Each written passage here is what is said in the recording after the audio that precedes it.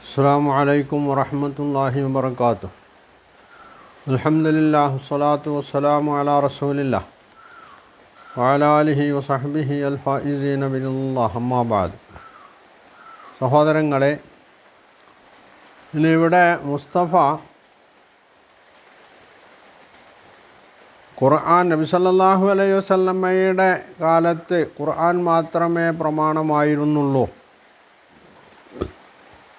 നബി മരിക്കുന്നത് വരെ മറ്റൊരു പ്രമാണവും ഉണ്ടായിരുന്നില്ല. ഖലീഫമാരുടെ കാലത്ത് 4 ഖലീഫമാരുടെ കാലത്ത് ഖുർആൻ മാത്രമേ പ്രമാണമായി ഉണ്ടായിരുന്നുള്ളൂ. അന്നും ഖുർആനല്ലാത്ത മറ്റൊരു പ്രമാണവും ഉണ്ടായിരുന്നില്ല.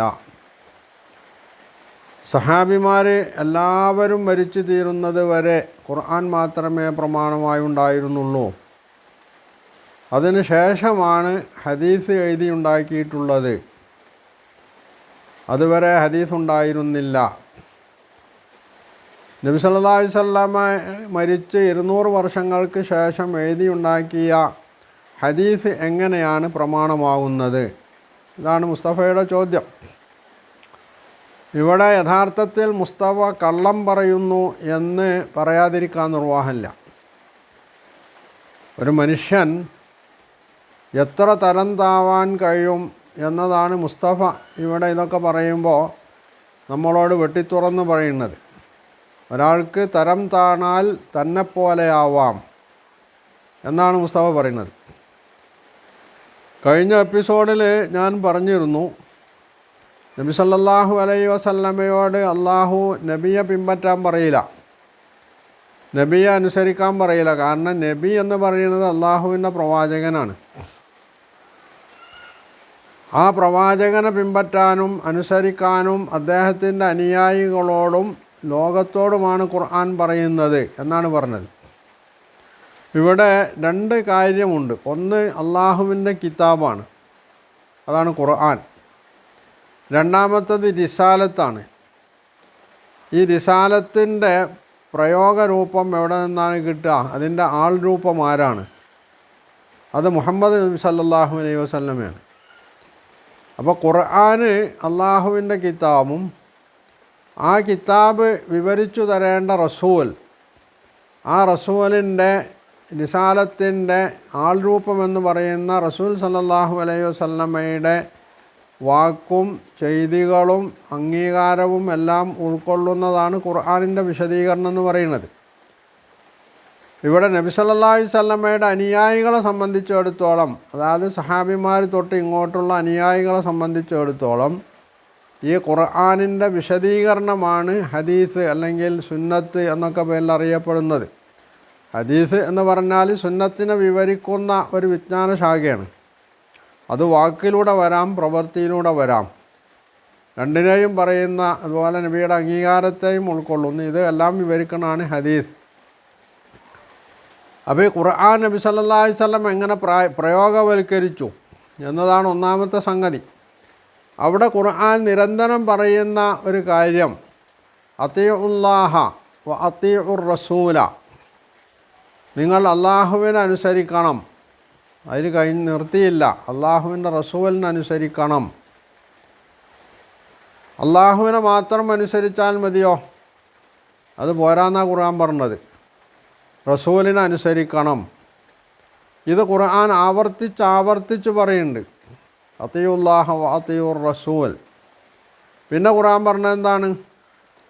ഒമൻ യുഷാഖിഖില്ലാഹ എന്ന് പറയുന്നതിന് പകരം സൂറത്ത് നിസാഇൽ ഒമൻ യുഷാഖിഖിർ റസൂല മിൻ ബഅദി മാ തബയ്യന ലഹുൽ ഹുദ, സന്മാർഗം വ്യക്തമായി കിട്ടിയതിന് ശേഷം ഖുർആനിലൂടെയും നബി സല്ലല്ലാഹു അലൈഹി വസല്ലമയിലൂടെയും സന്മാർഗം വ്യക്തമായി കിട്ടിയതിന് ശേഷം, അതായത് ഖുർആനിലെ പരാമർശ തത്വങ്ങളും ആ തത്വങ്ങളുടെ പ്രയോഗരൂപമായ നബി സല്ലല്ലാഹു അലൈഹി വസല്ലമയുടെ സുന്നത്തും ഇതിന് വിരുദ്ധമായിട്ട് ഒരാൾ നീങ്ങിയാൽ വമൻ യുശാഖിഖിർ റസൂല മിൻ ബഅദി മാ തബയ്യന ലഹുൽ ഹുദാ വയത്തബി ഗൈറ സബീലിൽ മുഅ്മിനീൻ, വിശ്വാസികളുടേതല്ലാത്ത മാർഗം പിൻപറ്റുകയും ചെയ്യുന്നവൻ. ഇവിടെ വിശ്വാസികളുടെ മാർഗമെന്ന് പറയുമ്പോൾ ഈ ആദ്യ വിശ്വാസികളെ ഉദ്ദേശിച്ചിട്ടുള്ളത് ആരെയാണ്? മുഹമ്മദ് നബി സല്ലല്ലാഹു അലൈഹി വസല്ലം വളർത്തിയെടുത്ത നബിയുടെ അനുചരന്മാരായ സഹാബിമാരാണ്. അവരാണല്ലോ ഖുർആൻ അവതരിക്കണ കാലത്ത് മൂമിനുകൾ.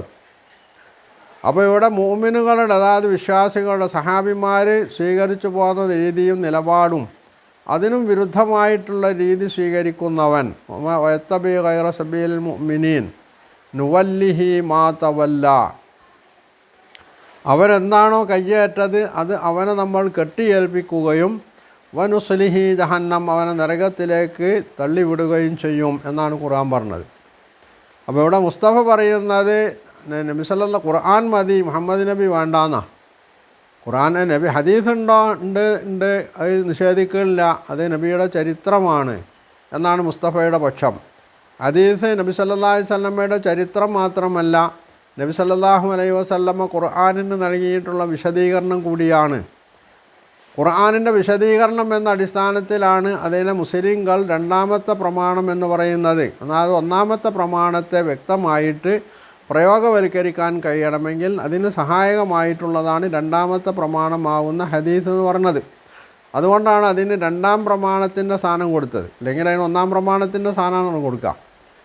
ഖുർആനില്ലാതെ ഹദീസില്ല, ഹദീസില്ലാതെ ഖുർആനും ഇല്ല എന്നുള്ളതാണ്. അതായത് ഖുർആനില്ലാതെ നബി ഇല്ല, നബി ഇല്ലാതെ ഖുർആനും ഇല്ല. ഖുർആൻ നബിയിലൂടെയാണ് വന്നിട്ടുള്ളത്.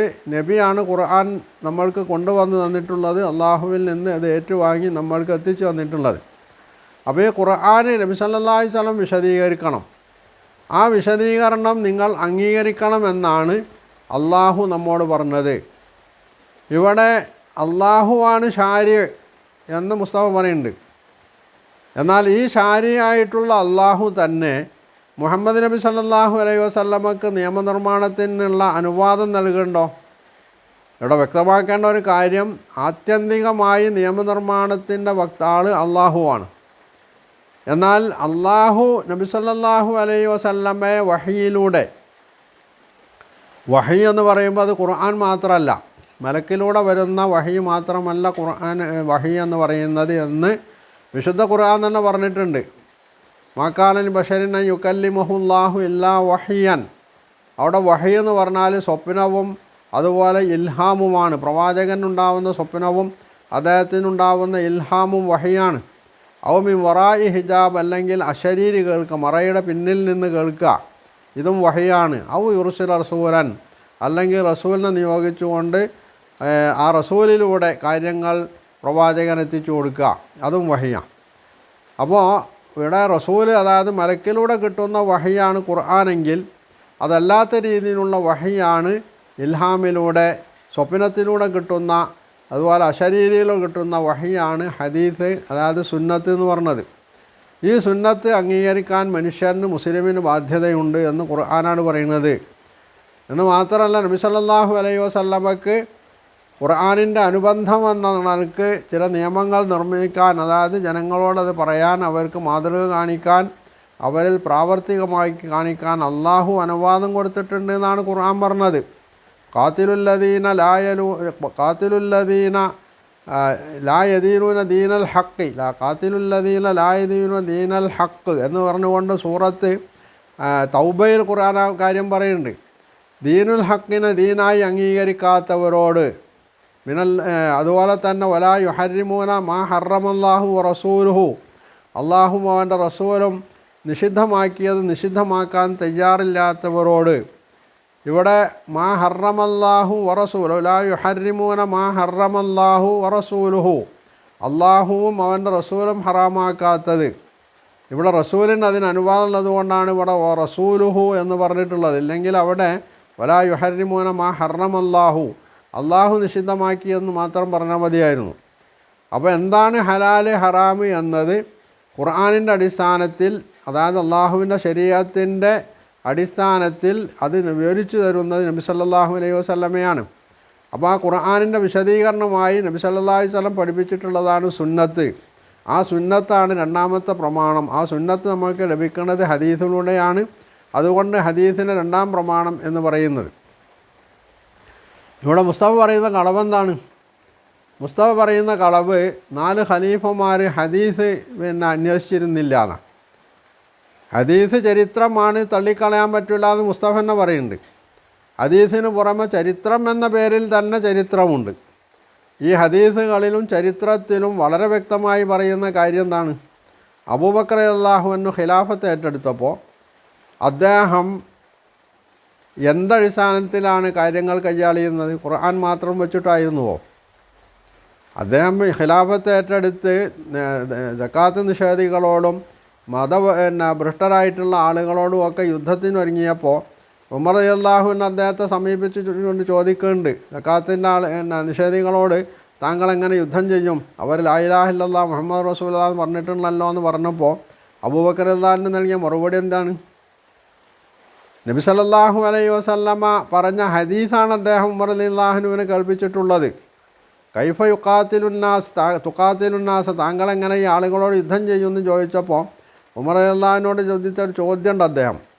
ആ ജബ്ബാറുൻ ഫിൽ ജാഹിലിയത്ത് ഹബ്ബാറുൻ ഫിൽ ഇസ്ലാം, ഉമറെ താങ്കൾ ഇസ്ലാമിൽ ഭീരുവും ജാഹിലിയത്തിൽ ധീരനുമായിരുന്നുവോ? എന്നിട്ട് അദ്ദേഹം പറഞ്ഞു, സക്കാത്ത് എന്ന് പറയുന്നത് അവർ മുഹമ്മദ് നബിക്ക് നൽകിയിട്ടുള്ളതാണ്. അവിടെ യുദ്ധം ചെയ്യരുത് എന്ന് പറയുന്നത് ഇല്ലാ ബി ഹക്കിൽ ഇസ്ലാം, ഇസ്ലാമിൻ്റെ അവകാശം അവർ നൽകുന്നില്ലെങ്കിൽ അവരോട് യുദ്ധം ചെയ്യേണ്ടി വരുമെന്നാണ് നബി സല്ലല്ലാഹു അലൈഹി വസല്ലം പറഞ്ഞിട്ടുള്ളത്.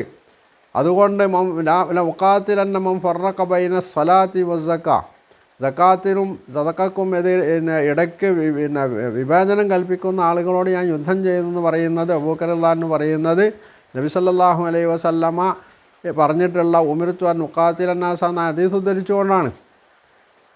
അപ്പോൾ ഇതിനെ നിരാകരിച്ചുകൊണ്ട് തള്ളിപ്പറഞ്ഞുകൊണ്ടാണ്, ഹദീസ് നിഷേധിക്കേണ്ടതില്ല എന്ന് പറയുമ്പം തന്നെ ഇത് തള്ളിപ്പറഞ്ഞുകൊണ്ടാണ്, ചരിത്രത്തെ നിഷേധിക്കേണ്ടതില്ല എന്ന് പറഞ്ഞുകൊണ്ടാണ് മുസ്തഫ ഇതിനെ തള്ളിപ്പറയുന്നത്. എന്നിട്ടാണ് അദ്ദേഹം പറഞ്ഞത് ഖലീഫമാർ ഹദീസ് സ്വീകരിച്ചിരുന്നില്ല. ഖലീഫമാർ അവരുടെ ഭരണം കാര്യങ്ങളൊക്കെ നിർവഹിച്ചിരുന്നത് ഖുർആൻ മാത്രമല്ല അതിൻ്റെ വിശദീകരണമായിട്ടുള്ള നബി സല്ലല്ലാഹു അലൈഹി വസല്ലമയുടെ സുന്നത്ത് കൂടി അംഗീകരിച്ചുകൊണ്ടാണ്. അപ്പോൾ ഇവിടെ മുസ്തഫ യഥാർത്ഥത്തിൽ കള്ളം പറയുകയാണ് ചെയ്യുന്നത് എന്ന് പറയാതിരിക്കാൻ ഒരു നിർവാഹവുമില്ല.